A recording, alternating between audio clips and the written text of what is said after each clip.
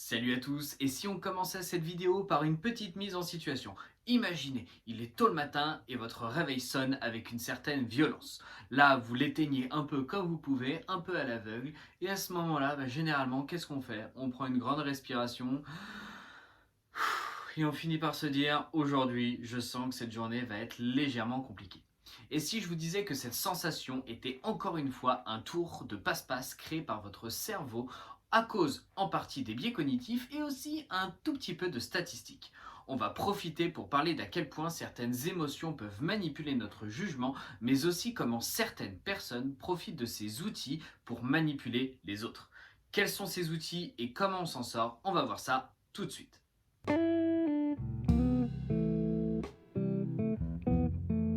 Alors, le conditionnement, je vais essayer d'en parler d'une façon assez vraie parce que j'ai comme projet d'en parler lors d'une plus longue vidéo assez prochainement. Pour résumer ça d'une façon assez simple, le conditionnement va consister à apposer une émotion positive ou négative sur un événement qui, à la base, est assez neutre et à cause d'un apprentissage soit brutal, soit sur la durée. Pour vous donner un exemple d'un apprentissage brutal, on va essayer de retourner légèrement dans le passé. Vous vous souveniez peut-être à l'époque quand vous étiez dans une salle de classe et tout d'un coup vous compreniez pas quelque chose. Du coup, qu'est-ce que vous faites? Vous levez la main et vous posez une question à la prof. Le problème, c'est que lorsque vous posez votre question, un son un peu étrange sort de votre bouche. Du coup, quand ça arrive, quelqu'un vous regarde tout de suite et se met à se moquer de vous. Le problème, c'est que le reste de la classe a suivi. D'une certaine façon, pour votre cerveau, cela reste un apprentissage, parce que votre cerveau se souvient de cet événement et donc va créer une sorte de rapprochement entre la honte que vous avez vécue en classe à ce moment-là et le fait de parler devant tout le monde. Ce qui fait une sorte d'automatisme un peu émotionnel qui va vous prendre à chaque fois que vous devrez prendre la parole, à la fois lors d'une réunion ou même si vous devez parler devant un tout petit comité. Pour l'apprentissage sur la durée, on va reprendre cet exemple du moment où on se réveille et on commence par se dire que cette journée, elle va être compliquée. Le truc, c'est que plus on va se le répéter dans la journée et plus le cerveau va le prendre en considération comme une véritable information, comme une réalité. Le truc, c'est qu'on se l'est tellement répété qu'on finit par y croire, un peu comme une évidence, au point qu'on ne voit même plus les choses positives qui sont arrivées dans le reste de la journée. C'est le principe de ce que l'on appelle la méthode Coué, qui consiste tout simplement à se dire que plus on se dit quelque chose et plus ça finit par arriver. Votre cerveau, en réalité, adore les habitudes. Donc plus vous allez vous convaincre de quelque chose, et plus votre cerveau, en fait, il va vous suivre. C'est-à-dire qu'il va mettre en place des comportements qui vont dans le sens de ce que vous avez créé. Et donc pour lui, le cerveau, c'est génial parce que ça crée une nouvelle habitude et donc quelque chose de moins géré. Parfois, on fait une si grosse fixette sur l'accumulation qu'on peut finir par tomber sur ce que l'on appelle l'illusion des séries, c'est-à-dire la capacité que l'on peut avoir à percevoir, à tort, des coïncidences dans des données qui sont complètement au hasard. C'est-à-dire que si la journée est pourrie, on va sans doute penser que c'est l'univers ou une sorte de croyance divine qui veut qu'aujourd'hui, on passe vraiment une mauvaise journée comme une sorte de test. Alors qu'en fait, pas du tout. C'est juste que dès le matin, votre avis est biaisé et donc vous voyez les choses un tout petit peu de travers. Cette tendance spécifique qui tend à donner un sens très particulier à des événements pas vraiment importants, ça a un nom, figurez-vous. Et ça s'appelle l'apophénie. Elle peut être parfois poussée à l'extrême pour les personnes touchées par une très grosse paranoïa, genre ceux qui voient des signes partout et qui pensent que ça provient d'un code créé par une confrérie cachée. Pour aller encore plus loin sur cette idée que l'être humain a une incroyable capacité à se monter lui-même les choses en épingle, je vais vous parler d'un phénomène que l'on subit à la fois nous-mêmes quand on se laisse manipuler par nos propres émotions, comme on peut le subir à une autre échelle par des personnalités manipulatrices qui cherchent à obtenir quelque chose de nous.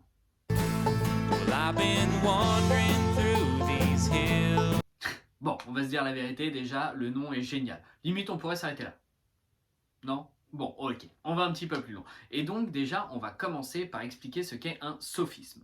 Un sophisme, c'est un procédé rhétorique trompeur. C'est-à-dire quelque chose avec un très bel habillage extérieur, qui laisse penser à quelque chose de vraiment très intelligent et de très profond, mais quand on se met à gratter un petit peu, on se rend compte qu'il est complètement faux et qu'il omet pas mal de vérité.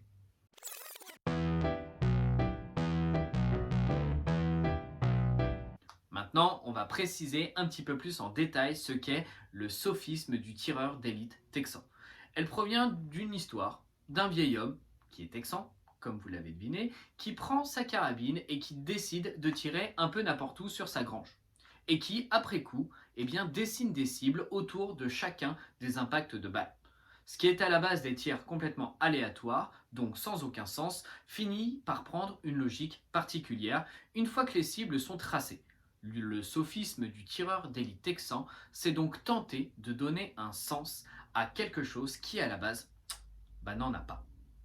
À notre époque, ce procédé est malheureusement très utilisé à des fins manipulatoires. Par exemple, interpréter des résultats d'une étude pour en tirer une conclusion fausse, mais suffisamment bien tournée pour modifier l'opinion de celui qui la lit. Le sophisme du tireur d'élite texan consiste donc à voir des points de regroupement là où il n'y en a pas, et pour ce faire de mettre de côté des données qui sont pourtant présentes dans la même étude. Ça a été entre autres le cas pour des personnes qui voyaient des coïncidences entre la montée du Covid et la création des antennes 5G. Le sophisme du tireur d'élite texan tend donc à percevoir des liens de causalité illusoires sur des données qui sont juste soumises au hasard. Concernant donc notre sujet de base qui est celui de se poser la question de savoir s'il s'agit réellement d'une mauvaise journée, on va partir du principe que vous avez en vous une sensation négative et ça arrivait à n'importe quel moment. Cette sensation provient sans doute d'un événement de la journée qui vous a plus marqué que les autres événements. Considérons donc que cette sensation a une forme d'auto-manipulation, parce qu'elle provient de vous. Car vous le savez sans doute, ce cerveau a une tendance un peu étrange à être influencé par ce qui est surtout négatif. À partir de ce moment-là, vous allez donc inconsciemment parlant mettre en place un sophisme du tireur d'élite texan en abandonnant les données neutres ou positives pour ne mettre qu'en lumière les choses négatives de la journée. Et pire même parfois en trouvant une corrélation entre elles. Et là donc, à partir de ce moment-là, c'est la panique parce qu'on finit presque par se dire que de toute façon aujourd'hui on n'a pas de chance et c'est comme ça. Ce type de croyance très forte devenant presque une partie intégrante de notre identité, se forge via un procédé que l'on va appeler.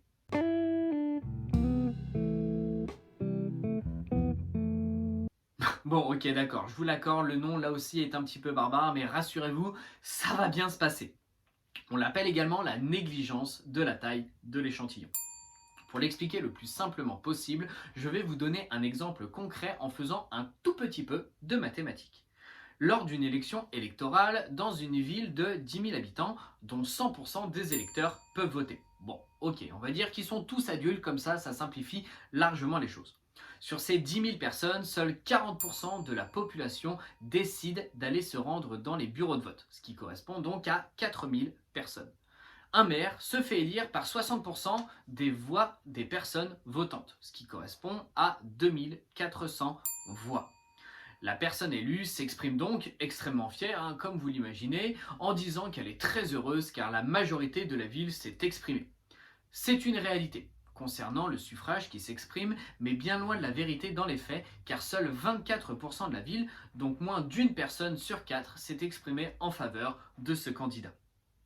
La fréquence de base va donc être un moyen cognitif de ne pas prendre en considération la totalité de ce que compose un échantillon pour en garder uniquement une partie, pour lui faire dire un petit peu ce qu'on veut. Cela conduit le plus souvent à surestimer cette probabilité. C'est un phénomène très utilisé dans le milieu de la manipulation politique, entre autres. Concernant notre sujet principal, comment s'exprime cette notion de la taille de l'échantillon ? En fait, d'une façon plutôt évidente, on va se laisser guider par nos émotions et on base notre jugement sur un seul événement, sans doute plus activant émotionnellement, sans prendre en compte la probabilité que sur le reste de la journée, il se passe des bonnes choses, ou même des choses déjà plus neutres, qui elles sont certes plus futiles, mais donc vont prendre moins de place d'un point de vue cognitif, car uniquement factuel et non émotionnel.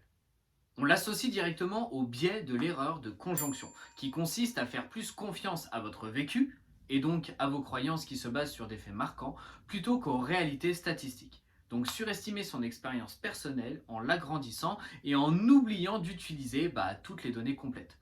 Alors bien évidemment, d'ici se pose une question qui est très importante, qui est de se dire comment on s'en sort.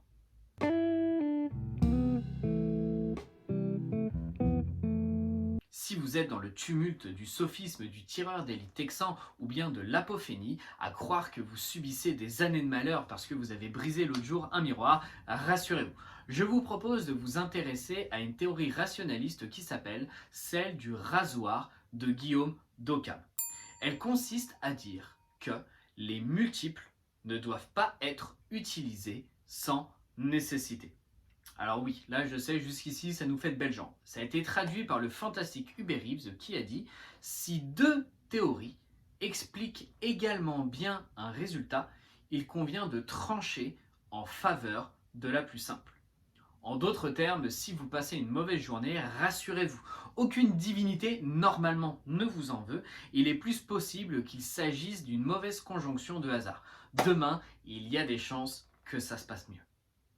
Le deuxième conseil, c'est celui de la prise de recul. Alors oui, je sais, sur le papier, c'est très facile à dire, mais c'est plus difficile à appliquer.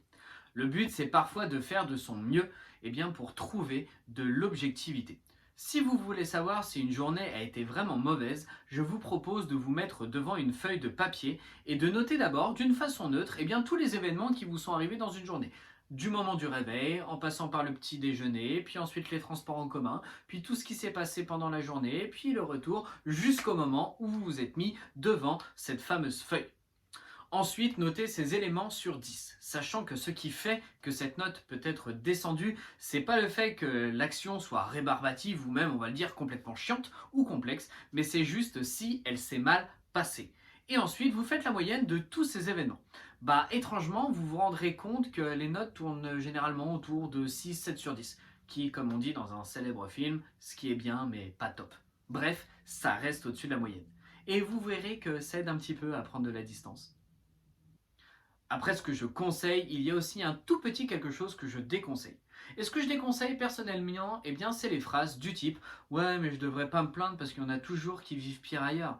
Alors oui, je suis complètement d'accord. Sur le papier, c'est pas faux. Mais sur la durée, il est possible que ce type de phrase finisse par développer chez vous une forme de culpabilité parce que vous vous plaignez de la qualité de votre journée alors que d'autres vivent des atrocités ailleurs.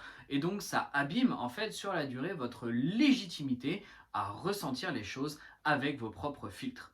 Souvenez-vous que le but de la prise de distance n'est pas de dénigrer vos émotions, mais de chercher à les rendre plus joyeuses, et que la comparaison, c'est rarement un bon moyen pour se sentir bien, parce qu'il y a toujours pire et il y a toujours mieux.